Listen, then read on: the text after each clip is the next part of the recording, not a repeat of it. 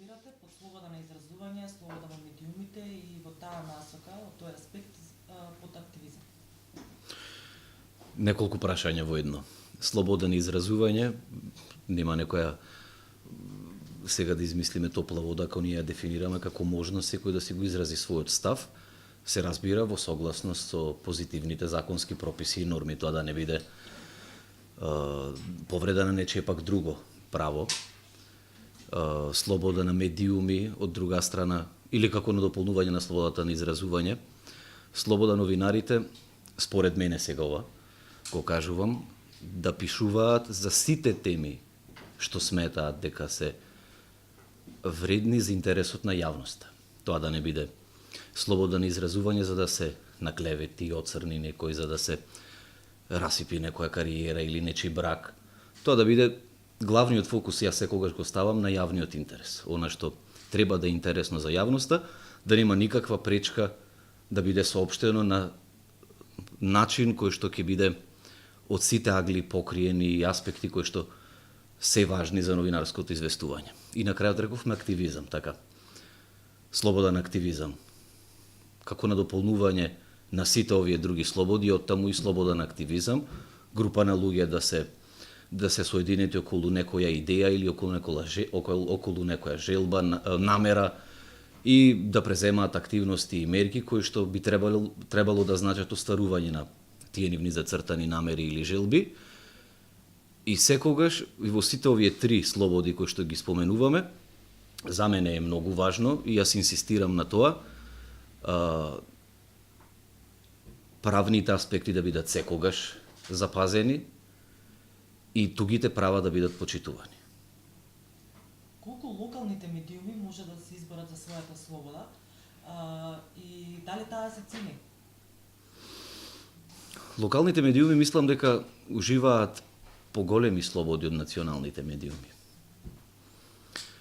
Ако националните медиуми се обврзани со клиентелизам кој што барем до пред некој време потекнуваше пред се од владата на Република Македонија, потоа и од предпријатија блиски или далечни на едни или други структури, во локалните медиуми тоа е малку поиздиференцирано и генерално се знае која компанија може или сака да се рекламира и со тоа да се обезбедат финансиски средства кои што секогаш се поврзуваат со слободата на изразување.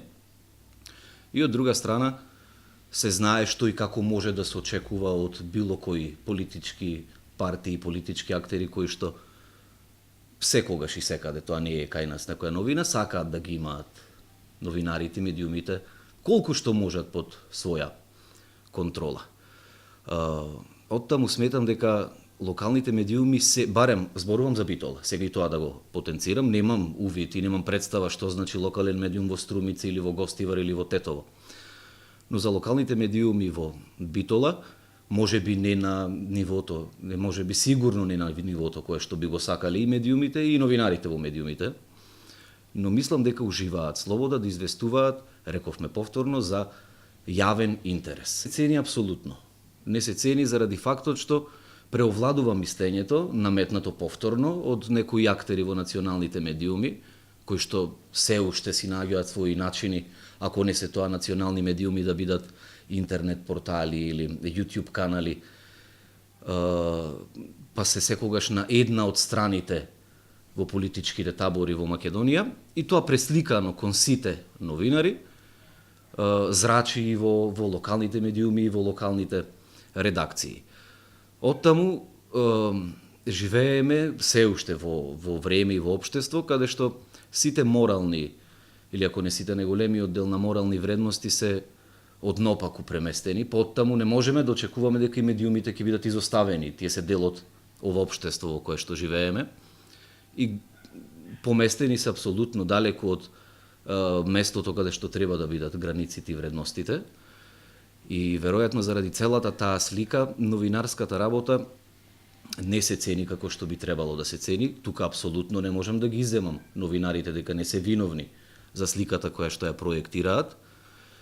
Дали под притисок на уредници, на сопственици, мора да застапуваат вакви или онакви ставови во определени временски периоди, но дури и кога една новинарска сторија или приказна за некој најобичен проблем со кој што се соочуваат граѓаните.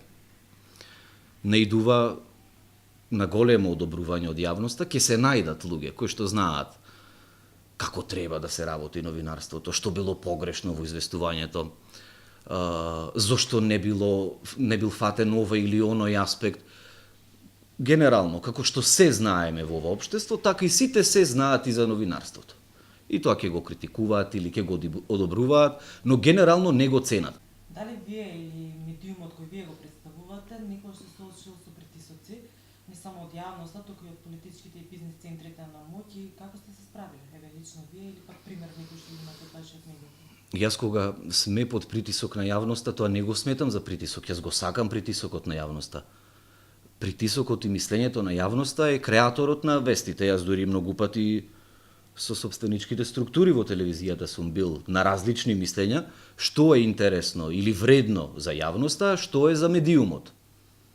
Имајќи ги во предвид оние претходни аспекти што ги разговаравме на првите прашања. Оттаму јавноста апсолутно не сметам дека може да изврши било каков непријатен притисок врз медиумот. Освен пак, ако имаме во предвид што се случуваше пред некоја година, пред неколку национални телевизии во Скопје, протести заради начинот на известување, и тоа може да биде еден од проблемите со кои што се уште се соочуваме, да си го најдеме како медиуми своето место помеѓу јавност, особено да ја заслужиме нивната доверба.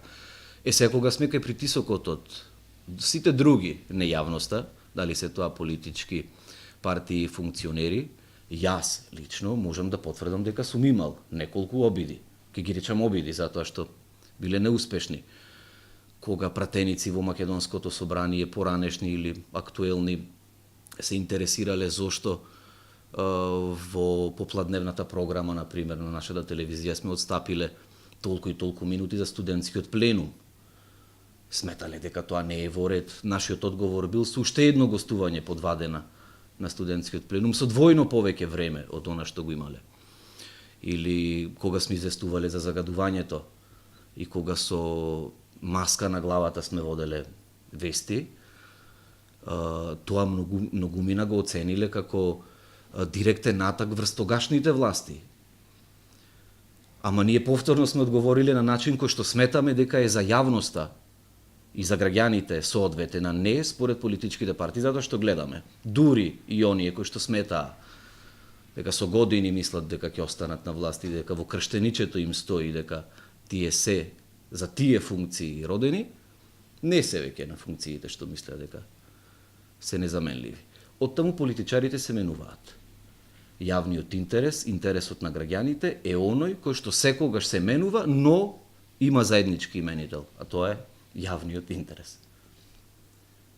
Ако велите дека на некој начин во локалните медиуми е дефинирана таа слобода и се знае колку ја има, како можеме да ја одбраниме? Што треба да направиме за да таа остане заштитена или да се зголеми? За да ја одбраниме слободата на медиумите, не само локалните, ама еве, бидејќи ме прашувате за локалните и сите останати, треба да се развие повеќе чувството, особено на компаниите кои што имаат можност да си дозволат, да ги помогнат медиумите, да го направат тоа. Значи да не сметаат дека немаат потреба од реклама. И Кока-кола нема потреба од реклама, но се рекламира. Оттаму неколку компании кои што во Битола постојат и немаат никаков проблем со финансирањето на неколкуте локални медиуми што постојат се уште во градот, не го прават тоа, ангажирале сега според новите, нели, во 21. век навики, маркетинг агенции во Скопје, па сега јас во Скопје треба да им објаснам што е импактот на телевизија Орбис во гледалиштето во Битола. И нормално тука доаѓаме во една колизија, не можеме да се објасниме ние за што разговараме. Не сваќаат дека помагајќи ги медиумите, ја помагаат нивната слобода. И веста која што сакаат дури и за нивната сопствена компанија, утре други ден да ја чујат од различни аспекти, макар тоа нека се огласи за вработување. Со нивната поддршка и помош ќе биде ослободен од политичките стеги. За жал, ние сме се уште како медиуми, особено локални, повикани да бараме извори на финансирање во предпријатијата кои што не би требало да им биде една од целите или од начелата на работа помош на медиумите. Таа ако дојде некогаш треба да биде добре дојдена и да биде многу символична. Изворот на финансирање е оној кој што ја чува слободата на медиумите.